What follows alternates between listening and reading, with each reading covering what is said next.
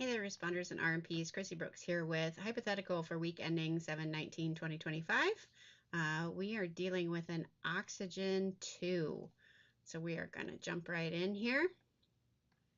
So we're going to work through our decision tree, reading every word out loud because, hey, you know what? It's good practice and it keeps our mind fresh. Here's our situation. A box with both an oxygen 2 hazard label and UPS hazardous material shipping papers is leaking on a belt line. There's a small hissing noise coming from within this box. When you open the box, there is one cylinder of oxygen and the valve is open. There are no fumes that irritate the skin, no visible fumes, smoke, or irritating odors. Answer the questions below based on this scenario. So, which box is the decision tree going to lead us to? I'm going to go ahead and pause the video, let you get through your decision tree, and we'll be right back. All right, so as we went through our decision tree, up here in our top box, we get a no. So when we get a no, we come down here to this box. We do have a diamond hazard label, so we're going to come right across. These are our prohibited. Oxygen 2 is not something that's prohibited in our system. We're going to come down to this one.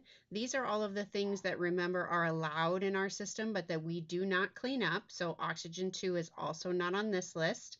Come over here into our green box, and remember, this green box really only gets a yes if we've got an edible liquid. So oxygen is not an edible liquid, so we're going to end up down here in the yellow box. Your designated responder needs to be cleaning this up.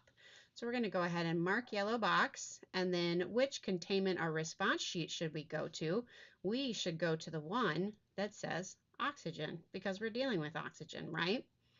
All right, so what does our response or containment sheet tell us to do? Well, let's go through this response sheet because we have a lot of cylinders that come through our system, and I feel like a lot of people are confused with what we need to be doing with them. So reading through our hazard class response sheet, hazards extremely flammable may be ignited by heat, sparks, or flames. Oxygen is not flammable but will support and accelerate combustion. Vapors may travel to a source of ignition and flashback. Container may explode if exposed to heat or fire. Fire may produce irritating or poisonous gases, may be poison if it's inhaled. Vapor may be extremely irritating. Contact may cause burns to the skin or eyes. Personal protective, we're going to put on our goggles, boots, apron, and gloves. If there's noticeable skin irritation due to fumes or vapors, do not attempt to continue to clean up. Follow the chain of command, notify your environmental coordinator, and an outside responder must be called for cleanup. Response action steps. Keep all sources of ignition away. Attempt to close the valve. Move the leaking cylinder outdoors to a well-ventilated area. Place a warning sign in the area to warn of flammable hazard and to keep employees away. Follow supplier instructions as to the return or disposition of the cylinder. If the supplier cannot be contacted, seal the non-leaking cylinder in a DMP bag with all shipping labels visible and notify the environmental coordinator who will arrange for disposal of the material. And this number 5, actually, we don't really do that anymore. We do the Veolia cylinder questionnaire now. So disregard step number 5, and we're going to go directly to our waste disposal flow chart. So answering this question here, it told us to move our leaking cylinder outdoors into a well-ventilated area. All right, so here is our MFA page with our Rack F information. Hopefully you're able to get in there. If not, try this. Go try resetting your PIN code. That's probably your issue.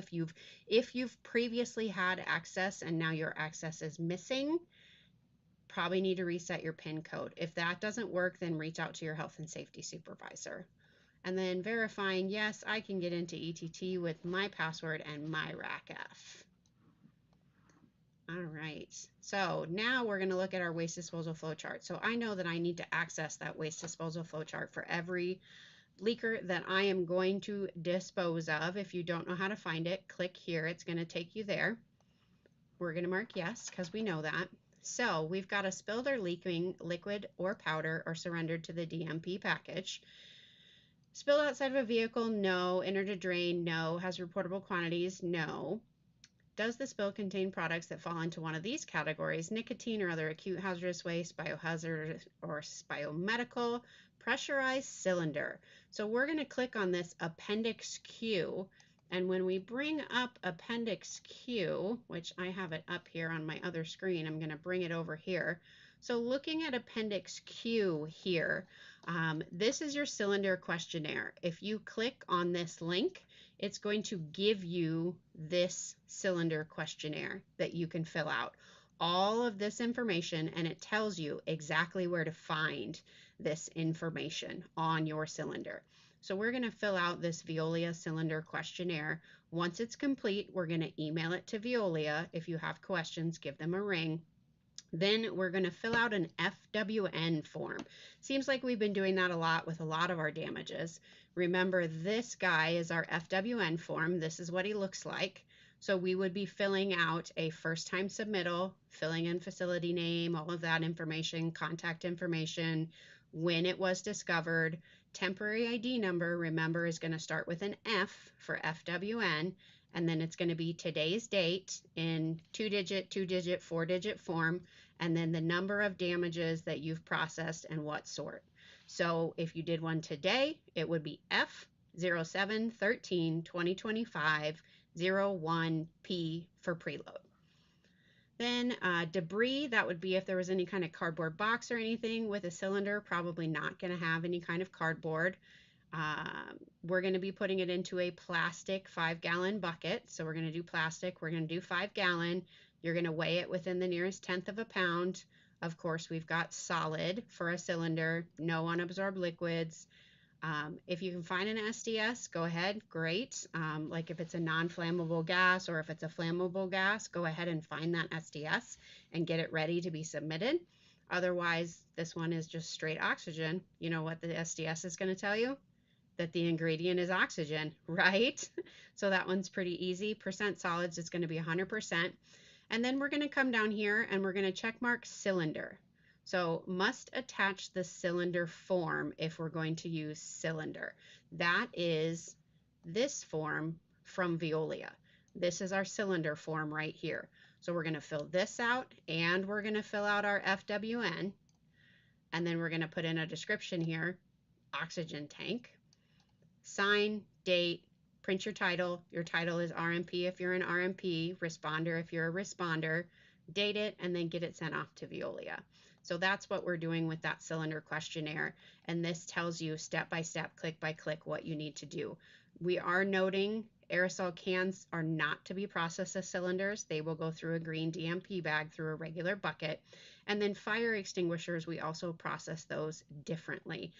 The same with those SodaStream canisters. If you end up with a fire extinguisher or a SodaStream canister, contact your environmental coordinator. They're going to help you out with that. All right, let me move this guy out of the way here. And let's go back. So we end up in our red box, correct? We are going to refer to our operator's quick reference guide, and that's going to help us out. All right, so what do you do with those RCRA Clean containers? A RCRA Clean container, remember, is empty.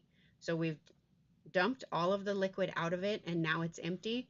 We get to chuck it in the trash can. So we get to throw them away if they are empty. What tool do we use that tells us how to dispose of hazardous material? Of course, our waste disposal flow chart is going to tell us how we need to dispose of this material.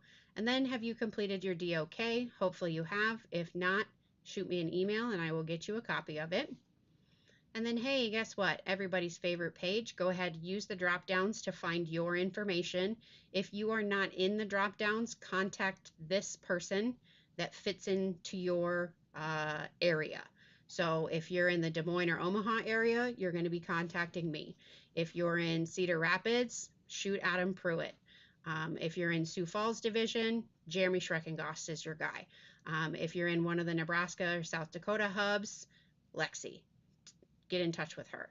So they are the ones who are going to be able to help you. Number one, if your RAC-F isn't working. Number two, if your name isn't on the drop down. Let them know, hey, my name's not on the Hypo drop down because there's something going on with your profile. Then when you're done, make sure that we're checking, make sure you're clicking this last brown arrow. That's going to submit your hypothetical so that I can pull it down on my report. So that's all I've got for you guys today. Hopefully we're going to have a good, safe week again, and we'll see you next time. Thanks, everybody.